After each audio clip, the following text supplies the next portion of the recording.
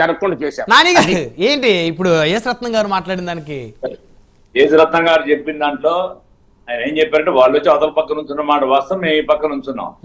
వాళ్ళు ఎందుకు వచ్చారు అక్కడ సాయంత్రం పూట ఈ మా ఏరియాలో ఉన్న లక్ష్మీపురం, చంద్రమోహన్ నగర్, వికాస్ నగర్, విద్యానగర్, జగేసి నగర్, ఎస్విఎన్ కాలనీ వాళ్ళు ఈవినింగ్ ఓటింగ్ కి వస్తారు మహిళలు. వీళ్ళు అక్కడ మినిస్టర్ గా క్యాన్వాయ్తో పాటు దందాలు చేయడానికి వందల వచ్చే మటుకు వాళ్ళు సహజంగా మహిళలు ప్యానిక్ గురై ఓటింగ్ రాలేదు. మేము ఎప్పుడు దొంగ ఓట్లు వేయించలేదు, అంత అవసరం కూడా లేదు. దొంగ ఓట్లు వేసే వాళ్ళు ఏంటి ఎవరు పట్టు మీరు చూడండి కావాలంటే. ఇదేంటి దొంగ ఓట్లు మీకు కావాలంటే రకరకాలుగా మీరు అనేక ప్రాంతాల్లో ఎంచుకున్నారు. మీరు ఏటీ అగ్రహారంలో దొంగ ఓట్లు బండి, అట్లాగే కేపీ కృష్ణబాబు నగర్ దాంట్లో దొంగ ఓట్లు వేసుకున్నారు. మీ వారి భార్య ఉన్న కార్పొరేటర్ గా ఉన్న ఏరియాలో కూడా దొంగ ఓట్లు వేసుకున్నారు. అవన్నీ వ్యక్తిగతంగా నేను మాట్లాడలేదు. నేను జరిగేది ఏంటి, దొంగ ఓట్లు కనుక వేస్తేనే మీరు పట్టుకోండి, వారిని చట్టబద్ధంగా శిక్షించండి. మేమేం కాదని. మీరేంటి మీకు అధికారం ఉంది, మాకు పోలీసు బలగం ఉంది, మా దందా ఉంది, మా జనం ఉన్నారని చెప్పి ఒక ప్యానిక్ క్రియేట్ చేస్తే మాత్రం ప్రజలు రావట్లేదు.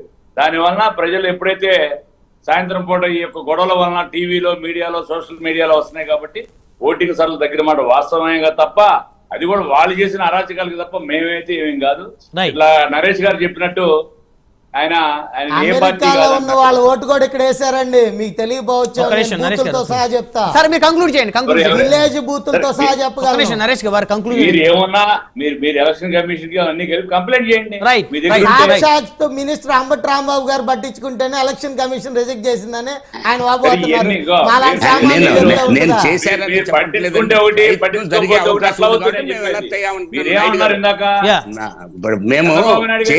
కాదండి, గొడవలు ఎవరు సృష్టిస్తారు? జరిగితే ఓటింగ్ బాగా జరుగుతుంది, గొడవలు సృష్టిస్తాడు. ఓటింగ్ జరగట్లేదు అనుకున్నాడు, గొడవలు సృష్టిస్తాడు. ఇప్పుడు యేసు రత్నం గారు కూడా వేశారు అని చెప్పట్లేదు, వేసే ప్రయత్నం చేశారు. ఆ ప్రయత్నం చేసే క్రమంలో సైనికుల్లాగా నిలబడ్డాము, దాన్ని కంట్రోల్ చేయగలిగాము అనేది వారు చెప్తుంది. సరే, వాళ్ళ అభిప్రాయం అది, మా అభిప్రాయం ఇది. మా అభిప్రాయం వాళ్ళు ప్యానిక్ చేశారు కాబట్టి ఈవినింగ్ టైంలో ఓటుకు రాలేదని మేము అనుకున్నాం. అందుకనే ఆ పర్టికులర్ బూత్ లో కూడా మీరు అన్నట్టుగా ఉంటే కనీసం మినిమం వచ్చిన శాతం of the vote last historical vote polling కూడా జరగలేదు. నరేష్ గారు కంక్లూజన్ ఇవ్వండి. ఇక్కడ రెండు పాయింట్లు చెప్పదలుచుకున్నా అండి. ఓటింగ్ బాగా జరుగుతున్నవాడు ప్రశాంతంగా వాళ్ళకి ఫేవర్ గా జరుగుతుందని గ్రామాల్లో కానీ బూత్ లెవెల్లో అర్థమైపోయింది. వాడెవడు గొడవ సృష్టించడానికి ప్రయత్నించడు. ఎందుకోసం అంటే గొడవ సృష్టిస్తే కింద లెవెల్ పీపుల్ ఓటింగ్ వేయడానికి భయపడతారు, న్యూట్రల్గా ఉండే పీపుల్ పాజిటివ్ పడకుండా పోయిద్దని. ఎక్కడైతే మనకు పడినాడు అభద్రతా భావం ఉన్నాడు గొడవలు సృష్టించడానికి ప్రయత్నిస్తాడు. మేము ఇక్కడ బలవంతులు, మేము ఏదైనా చేయగలమని. ఇంకోటి రెండో పాయింట్ చెప్తున్నా కదా, ఎలక్షన్స్ కి ముందే ఎన్ఆర్ఐలు టికెట్లు ప్రయత్నించడం అన్ని పార్టీల్లో జరుగుతుంది.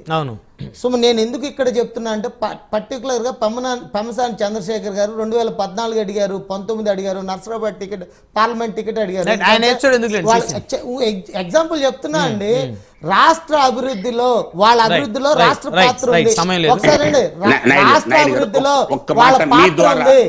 వీళ్ళు ఎందుకున్నట్లు ఎగ్జాంపుల్ పాలకుర్తి, ఉమ్మడి వరంగల్ జిల్లా పాలకుర్తిలో యశస్విని రెడ్డి మామ అత్తగారు ఆ ఊరికి డొనేట్ చేశారు. వాళ్ళు చదువుకున్న స్కూల్స్ కోసం ఫెసిలిటీస్ కల్పించారు, ల్యాండ్స్ ఇచ్చారు. వాళ్ళ ప్రభుత్వం అంటే ఈ పాత్ర ఇవ్వాలి. ఆయన పాత్ర అలాంటి పాత్ర కల్పించండి. సొసైటీకి ఏం ఉపయోగపడింది? ఆయన అభివృద్ధిలో రాష్ట్ర పాత్ర ప్రభుత్వ governance related to any party సొసైటీకి ఉపయోగపడింది. నేను చెప్పేది నా appeal to the people of Andhra Pradesh,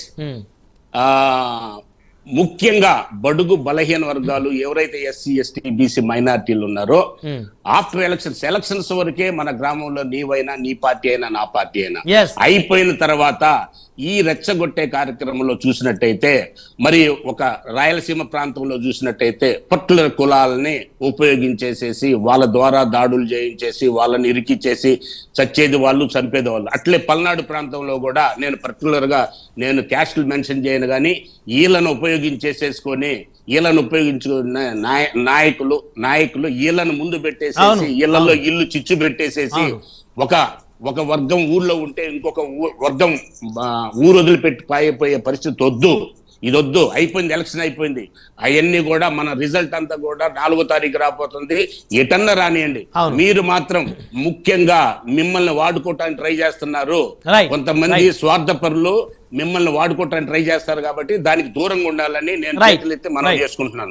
right సమయం లేదని ధన్యవాదాలు. చర్చలో పాల్గొన్నందుకు ఇక్కుతు నరేష్ గారు, రాజకీయ విశ్లేషకులు, పృథ్వీరాజ్ గారు, జనసేన పార్టీ నాయకులు, అదేవిధంగా కోవిలమూడి నాని గారు, తెలుగుదేశం పార్టీ సీనియర్ నాయకులు, యేసరత్నం గారు, వైఎస్ఆర్ కాంగ్రెస్ పార్టీ సీనియర్ నాయకులు, ప్రస్తుత ఎమ్మెల్సీ, అందరికీ పేరు పైన ధన్యవాదాలు.